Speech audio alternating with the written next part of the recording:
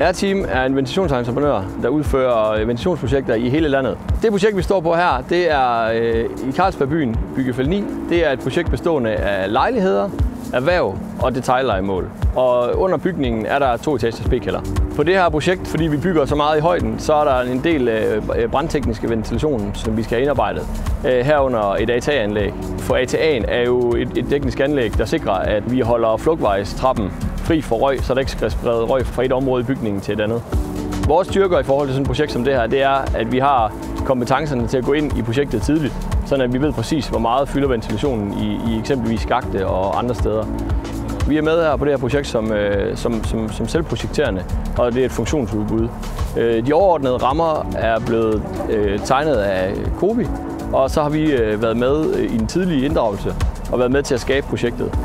I det her projekt har der været høj fokus på indeklimaet, så man kan sige, blandt andet herinde i lejlighederne er der sikret, at hvis temperaturen i lejlighederne stiger, så går ventilationsraten op, så man sikrer et behageligt indeklima. Så det kommer til glæde for de mennesker, som skal bo i det her fantastiske hus.